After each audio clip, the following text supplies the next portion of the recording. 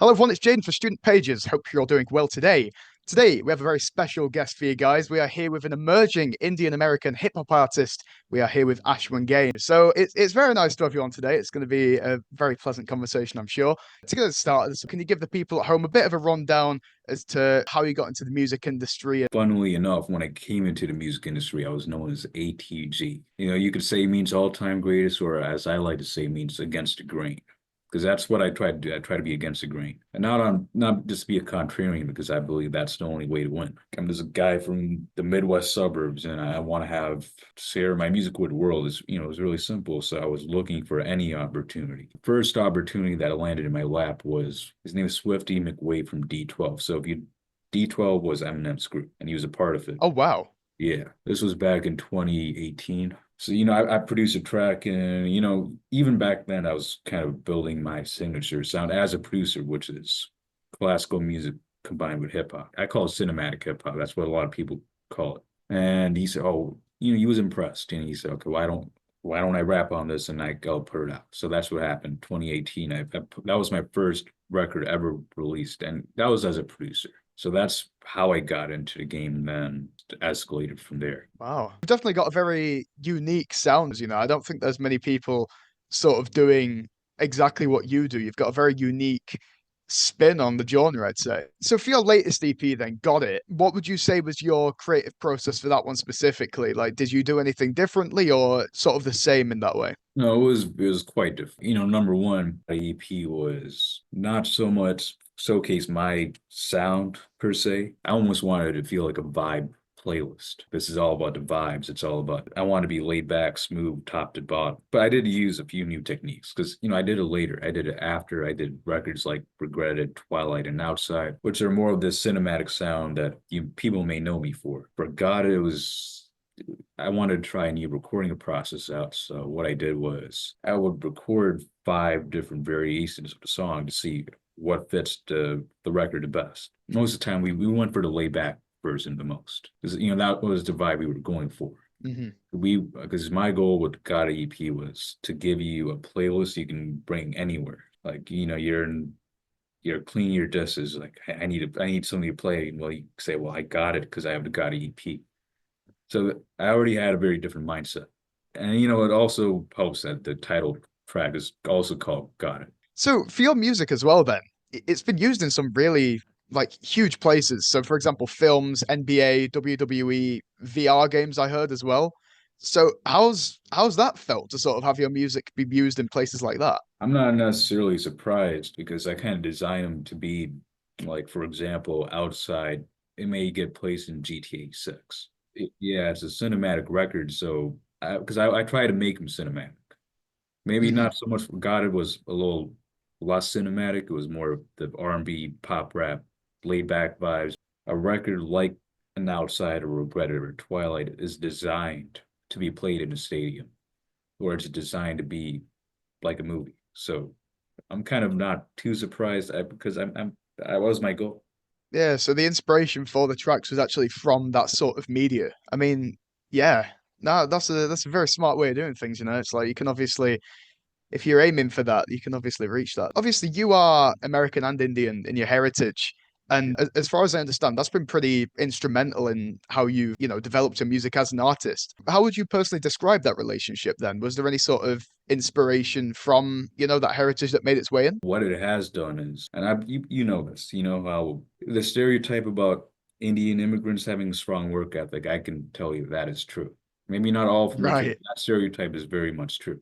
I approach everything I do like I'm an immigrant. I come with that Indian work ethic. So to me, that's where the Indian element comes in, and the humility, that is encouraged in India. Maybe not so much in the States. You know how the States are. Maybe in the Midwest. In the Midwest, we try to be humble. Everywhere else, not so much. I was already exposed to the East at a young age. So even if I don't use Indian cultures, my mind is already opened up to Eastern sounds. Like, for example, on the Got It EP, I try to find a way to add an exotic element to it, because my mind is already open-minded enough to go beyond just Western music. And, I specialize in Western classical, as you know, like the whole classical thing. I'm very good at that, but on a track like Lately and Flip That, I was inspired by flamenco guitar, by Spanish music, because I'm always looking for different cultures to inspire me. And maybe if I wasn't exposed to Indian music or the East, I maybe I would have been open-minded enough to try it out. Yeah, okay. It's much broader than I thought then with, sort of where you draw inspiration from. That's really interesting. So, how would you say that the people around you in your life, like, growing up and now have sort of, inspired you, I guess? Would you say they've played a big part in getting you to where you are?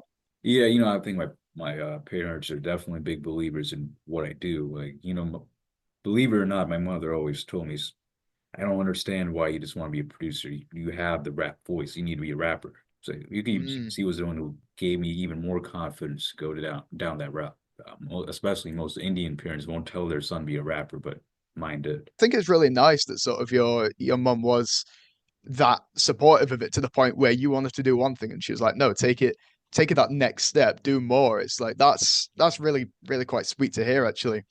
So I suppose sticking on that topic then, have you faced any sort of like criticism or bullying almost of your work online? Or has it been very positive? Have you had any Oh, instances where it it's ha- been particularly bad? I gotta be honest with you. I haven't really faced any upside of it. I felt the negative impact more. I mean, the first thing they do, even if they have good intentions, they want to put me in a box. Like, oh, well, you're from India. Well, no, I'm not from India, actually. If you listen to how I speak, you would know that. But people they want to put you in a box because it's easy to categorize something rather than understand something for what it is. They're just being lazy, quite honestly. But I don't take them seriously because I know they don't know what they're talking about. Like they want to school me on what it means to be Indian. Like, yeah, don't you know that Bollywood is the biggest market? Like, first of all, don't you understand that India has 500 languages? And who are you to school me on my culture? They really expect me to come in on the carpet, and then they can't comprehend. If I do R&B, they're like, "Well, you used to be flying on the carpet. I don't understand why you're doing R&B," or, "Oh, I don't understand why you're doing cinematic music. I want you to be doing the Bollywood dance number," and that's on the benign side. At the absolute worst, they'll tell me you don't know what you're doing because you're not from the culture. Like, Yeah, it's yeah, just it's sounding like straight up racism to me, to be honest. It's like it's almost like you said, putting you in a box or putting you in a category. It's like uh, surely it doesn't matter where a person's culture is from. They can just if they've got talent, they've got talent. I've never understood the mindsets of these people, to be honest. It's so bizarre. yeah, and I see the comments and but this is what I'm here for. I'm here to break the barriers, and they'll tell me, well, don't you know that rap music is not for Indian people? Don't you know that? That's what they leave those comments, or they tell me, he used to be working 7-Eleven. They've just been trained to be a certain way. I know what I can do musically, so I don't even take it seriously. As I say, it's such a like almost otherworldly kind of mindset. I cannot at all understand why people think like that, to be honest. Because again, it's like it's so evident in your work that you do have the talent for it. That yeah, I really can't. I think it takes a really strong mindset as well to sort of see those comments for what they are as well. Because again, if you receive that many of them, I wouldn't be surprised if it were to end up, discouraging you. But the fact that it hasn't, so that's incredibly powerful, I think. No, because I just know for a fact that if people didn't know how I looked like, or if they didn't know my name, they would not be saying these things. And I know that for a fact because I've tested them out blind. Because I'm like a scientist, so I like to have data to back it up. So when you send these records out, no one ever makes those statements. It's like, Yeah. he's a good rapper. Man, who is this guy? He sounds like a star. But then as soon as you tell him, oh, he's of Indian descent, you know what? He doesn't know how to rap. He sucks. It doesn't add up. Yeah, that's fascinating. Obviously not in a good way, but nonetheless, it's fascinating. No, that's crazy. I mean, I suppose then, has that sort of message and that sort of backlash found its way into your work? Then, like, if it's given you any sort of, I mean, if you feel comfortable talking about it, if it has sort of given you any, like kind of sadness or like mental health problems as a result, has that then manifested itself into your work? Have you been able to funnel that into something more positive, I guess? Yeah, you could say that. I had a record called Outside, right? The whole point of the song is I'm on the outside looking in.